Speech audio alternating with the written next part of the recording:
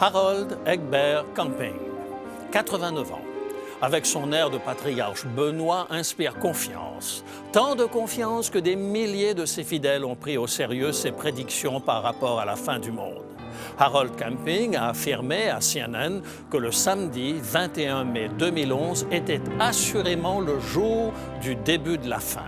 Un terrible tremblement de terre allait frapper la planète vers 18 heures dans toutes les villes du monde et après 5 mois de tribulation, la planète serait définitivement détruite le 21 octobre 2011. Seuls quelques 200 millions de personnes seraient sauvées et les autres retourneraient au néant.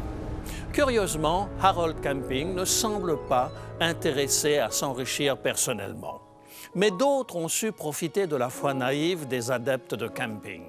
La société Eternal Earthbound Pet affirme clairement que tous ses employés sont athées et qu'en conséquence, ils ne seront pas enlevés avec les élus. Aussi, il se propose, pour la modique somme de 135 $ par animal, de prendre soin des animaux de compagnie de ceux qui seraient enlevés.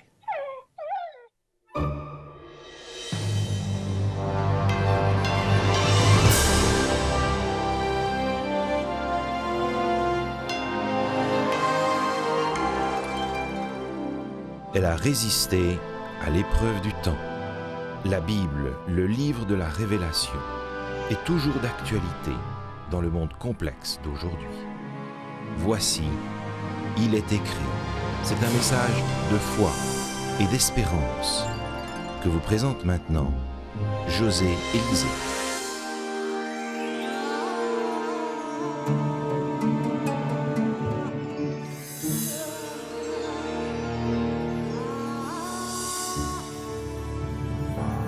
On est partagé entre tristesse, malaise et fou rire.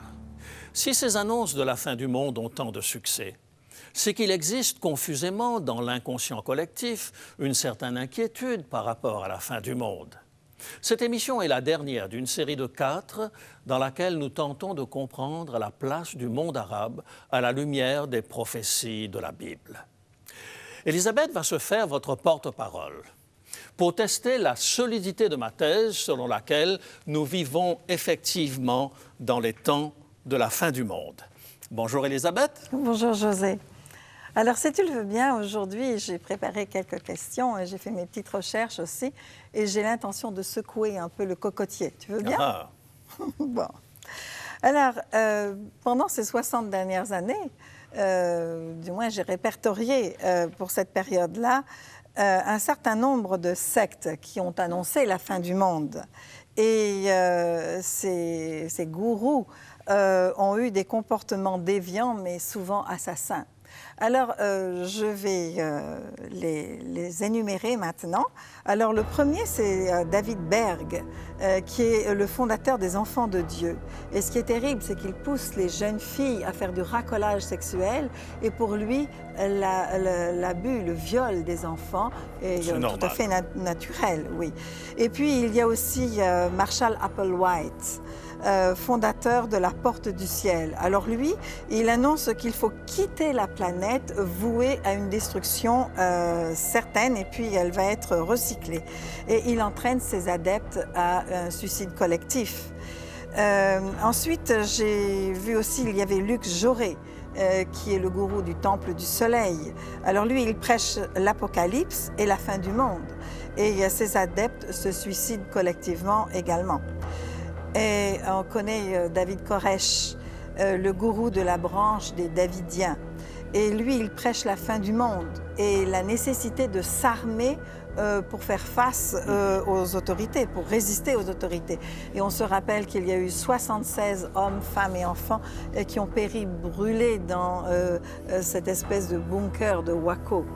Et puis, il y a Jim Jones, qui est le conducteur de la secte du Temple du Peuple. Lui, il prêche la fin du monde. Il se réfugie au Guyana, oui. Et puis, il y a 909 fidèles qui sont morts d'un suicide collectif. Et puis, quelqu'un qu'on connaît bien au Québec, c'est Roch Thériault, qui a été récemment assassiné en prison. Il a mutilé et il l'a tué, exactement. Et lui aussi prêchait la fin du monde. Alors, j'ai une question et une inquiétude, d'où ma question justement, c'est est-ce qu'on peut encore raisonnablement annoncer la fin du monde sans inquiéter la population? Je pense qu'avec ta question, tu touches à l'un des grands drames du christianisme. Effectivement, les hommes ont tant défiguré le christianisme qu'il prend parfois des visages absolument aberrants. J'aime cette phrase que j'ai lue sous la plume d'un collègue et ami. Il s'agit de Jean-Luc Roland. Et Jean-Luc Roland dit ceci: c'est un miracle que l'Évangile ait survécu au christianisme. C'est vrai. Le projet de Dieu est devenu méconnaissable. C'est Voltaire qui disait, je le cite souvent, Dieu a créé l'homme à son image, mais l'homme le lui a bien rendu. Est-ce que c'était inévitable? Serons-nous un jour à l'abri des gens qui exploitent la foi à des fins lucratives? Je ne le pense pas, parce que dans l'Évangile de Matthieu, Jésus nous a mis en garde contre ces dangers. Alors j'aimerais que tu nous lises dans Matthieu chapitre 24 quelques versets, le verset 11 et ensuite les versets 24 à 27. Tu vas les lire d'un trait, s'il te plaît.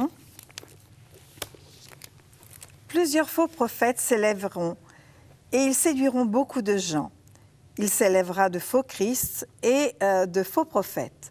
Ils feront de grands prodiges et des miracles au point de séduire, s'il était possible, même les élus. Voici, je vous l'ai annoncé d'avance. Si donc on vous dit, voici, il est dans le désert, n'y allez pas. Voici, il est dans les chambres, ne le croyez pas. Car, comme l'éclair part de l'Orient et se montre jusqu'en Occident, ainsi sera l'avènement du Fils de l'homme. Alors tu vois, quand je lis ce texte et je vois Jésus qui annonce en quelque sorte qu'il y aura des faux prophètes, je suis à l'aise par rapport à cette description que tu viens de nous donner. C'est une réalisation prophétique. En fait, je n'arrête pas de répéter à ceux qui ont tendance à être trop crédules et naïfs, faites preuve de la même rigueur scientifique qui était la vôtre lorsque vous étiez sur les bancs d'école. Eh bien, utilisez la même méthodologie lorsque vous étudiez la Bible. Quand, par exemple, tu fais des opérations bancaires, tu sais qu'il existe des arnaqueurs, tu sais qu'il existe des pirates informatiques, mais ça ne t'empêche pas de prendre tes précautions et en même temps continuer de faire tes opérations bancaires. Ainsi en est-il de la Bible. On sait qu'il existe des faussaires, des faux prophètes, on sait qu'il existe des pirates religieux, si je peux dire, mais ça ne nous empêche pas de continuer de croire dans la révélation de Dieu. Alors, je suis rassurée sur ce point-là. Et notre propos aujourd'hui va tourner aux alentours des années 2000 à 2011, donc jusqu'à maintenant. Et ces années, je les ai appelées les années de maturité parce que, tu as perdu un petit peu de cheveux, tu as perdu un petit peu de ta fougue et beaucoup de ton impulsivité, mais par contre, tu as acquis un regard, la capacité d'un recul sur les événements actuels et tu les analyses également. Et alors j'aurais voulu qu'on fasse un bref tour d'horizon sur ces 4 pays que nous avons mentionnés. Oui, alors pour commencer, il faudrait parler de la peur de l'an 2000. Tu t'en souviens? Oui, très bien. En fait, 2000, c'est un chiffre rond, mais ça ne veut strictement rien dire.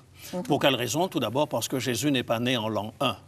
Alors, 2000, ça ne correspond strictement à rien. Par contre, dans un domaine qui est celui de l'informatique, qui est un domaine extrêmement rigoureux, on n'a pas arrêté de nous mettre en garde contre l'année 2000. On voyait toutes sortes de catastrophes, on voyait même les ogives nucléaires qui partaient n'importe où, dans n'importe quelle direction, comme un feu d'artifice, etc. Et ce passage au 3e millénaire a véritablement fait peur. Tout devait être compatible K2000.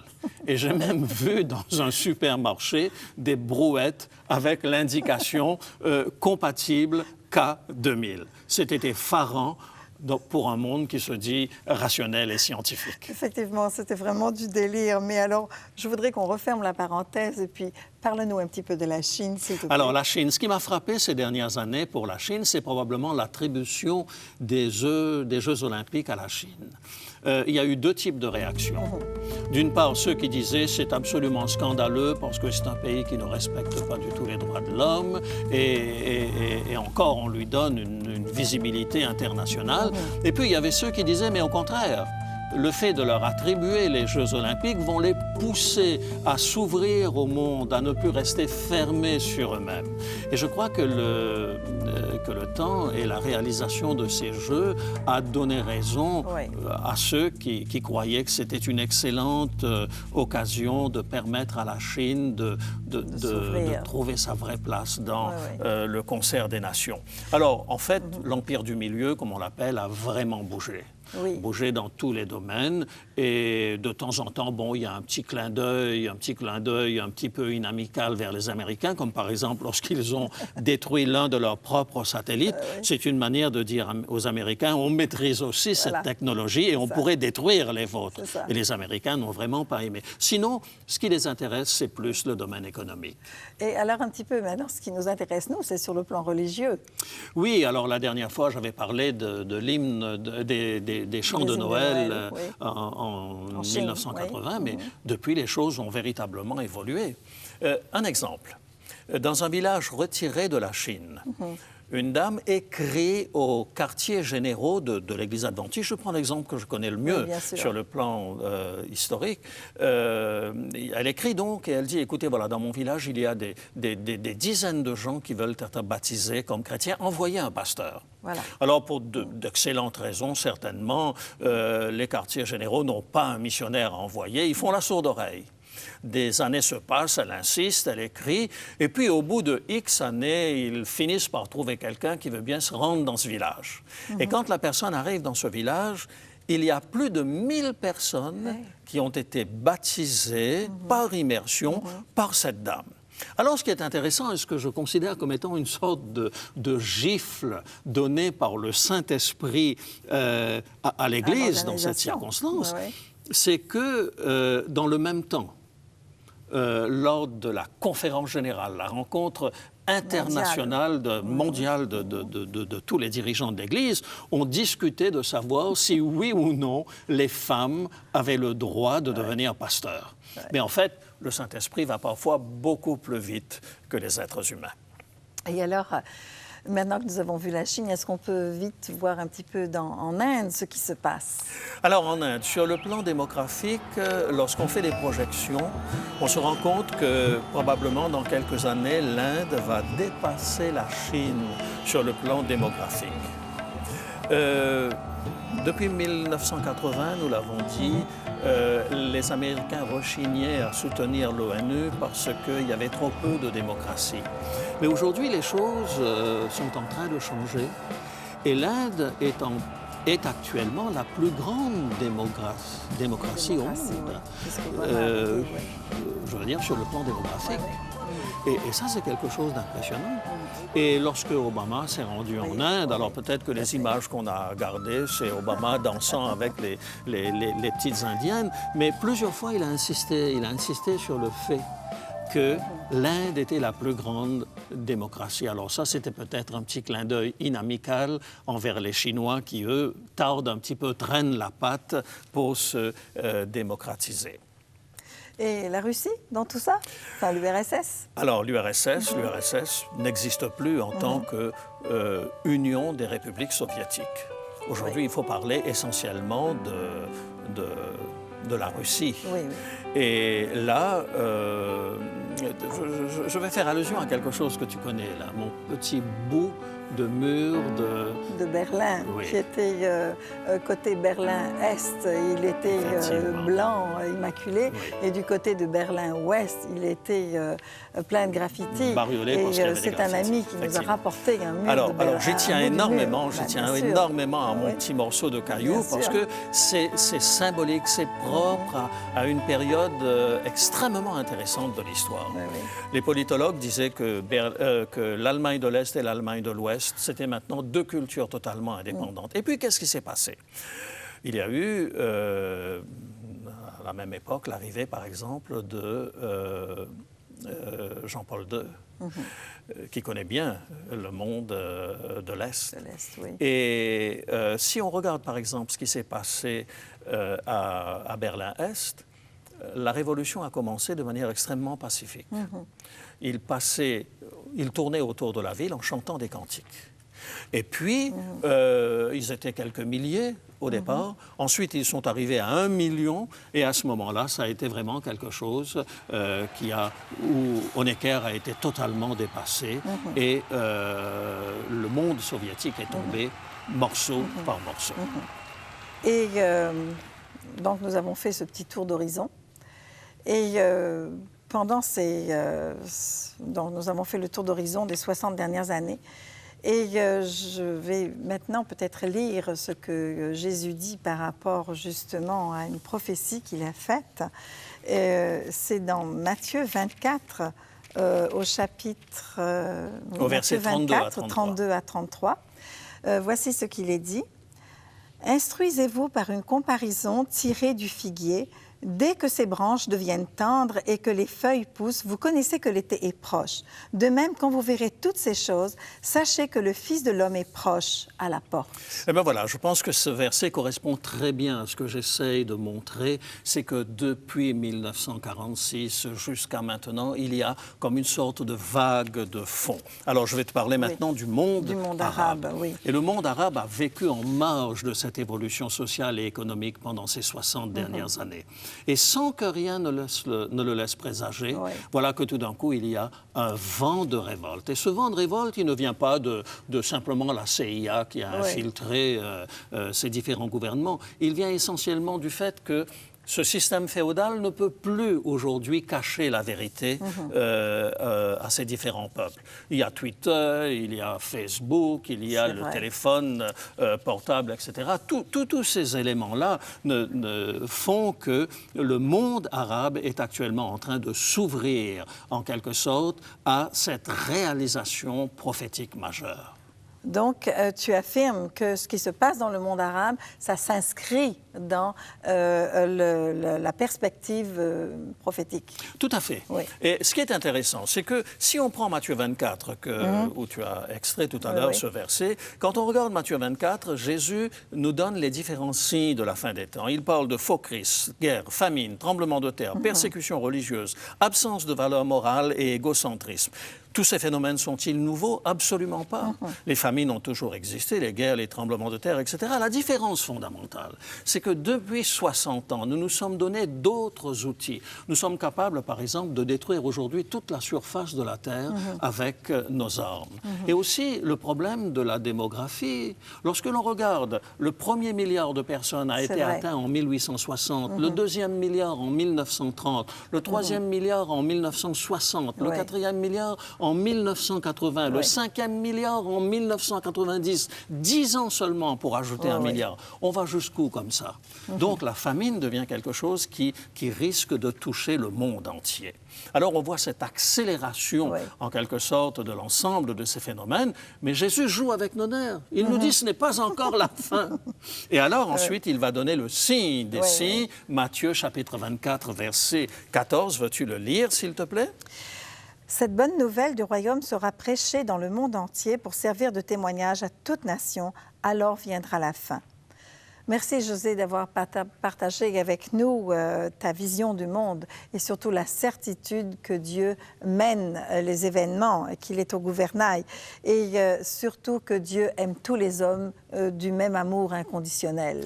Et c'est certainement le point le plus important, Elisabeth. Je crois que les chrétiens eux-mêmes ont oublié que la Bible parle de l'Évangile à toute nation, toute tribu, toute langue et tout peuple. Et on a l'impression que les bouddhistes, les athées, les musulmans ne sont pas concernés par l'Évangile. C'est une grave erreur. C'est une grave erreur et je crois véritablement que Jésus, d'ailleurs, il l'a montré lorsqu'il était sur cette terre. Il a dit « Je suis venu pour les brebis perdues de la maison d'Israël ». Mais il a considéré tous les hommes comme étant dignes du salut. Alors je crois que nous sommes appelés à nous comporter de la même manière. Mes amis, les sociologues affirment que nous vivons dans une société post-chrétienne. Déjà, les futurologues des années 60 prédisaient qu'en l'an 2000, le christianisme serait obsolète. Qui peut nier que la guerre que se sont livrées George Bush et Bin Laden est une guerre de religion? George Bush, le chrétien né de nouveau, qui affirme publiquement que Jésus a changé sa vie, et il a tenté de rallier à sa cause les 2,2 milliards de chrétiens de tous bords, catholiques, protestants, orthodoxes, coptes, etc., pour faire échec à ce qu'il a appelé les forces du mal. Bin Laden, de l'autre côté, le Golden Boy repenti, a voulu rassembler l'islam, chiites et sunnites confondus, pour conquérir le monde, fort de ses 1,3 milliard de musulmans. L'un comme l'autre ont été rattrapés par les impondérables de l'histoire. George Bush, bien qu'ayant hérité de la plus grande superpuissance de l'histoire avec la disparition de l'URSS, a trébuché sur les tours jumelles de New York. Bin Laden a voulu capitaliser sur l'intégrisme et l'obscurantisme, mais il a trébuché sur Internet, Google et Twitter, en d'autres mots, les moyens de communication modernes. Le monde arabe ne peut plus être maintenu dans l'ignorance. Il est définitivement révolu. Le temps où Moscou pouvait persuader des centaines de millions de gens que les Américains n'étaient pas allés sur la Lune. Ce type de désinformation ne passe plus. Découvrez avec moi le langage prophétique dans la Bible. Galates chapitre 4, verset 4 dit « Lorsque les temps ont été accomplis, Dieu a envoyé son Fils. » En quoi les temps étaient-ils accomplis? À la naissance de Jésus. L'époque de la naissance de Jésus correspond à la seule période de l'histoire où on pouvait se rendre de l'Afrique du Nord jusqu'en Écosse par voie terrestre sans franchir une seule frontière. Aujourd'hui, le monde entier, du lac Titicaca à Tamanrasset, a accès aux mêmes informations. Les musulmans modérés se rendent compte que la violence de l'intégrisme a conduit à l'ostracisme dont ils sont victimes. L'immense majorité des musulmans est opposée au terrorisme, mais profondément attachée à leur religion. Tant qu'une grande partie des chrétiens occidentaux pensera que tous les Arabes sont des terroristes et que l'islam est une menace, nous serons imperméables au message d'amour universel de Jésus. Jésus l'a dit, cette bonne nouvelle du royaume sera prêchée dans le monde entier. Le monde est mûr aujourd'hui pour entendre le vrai message du Nazaréen. Tu aimeras ton prochain comme toi-même. Lorsque toutes les nations de la terre, y compris le monde arabe, auront entendu parler de paix, d'amour et de bonne volonté, lorsque toutes les nations de la terre auront découvert la puissance transformatrice de l'Évangile, alors, et alors seulement, le Christ apparaîtra sur les nuées du ciel et le monde connaîtra enfin la paix universelle. Ne voulez-vous pas prier avec moi pour l'avènement du royaume de Jésus-Christ? Notre Père qui es aux cieux, nous te remercions de ce que tu nous as révélé dans ta parole, ton projet d'amour et de salut pour le monde entier. Nous comprenons à la lumière de la prophétie que ta grâce est universelle et que toute personne est appelée à connaître la bonne nouvelle de Jésus. Nous aspirons à voir ton royaume s'établir sur notre terre. Réponds à notre prière au nom de Jésus. Amen.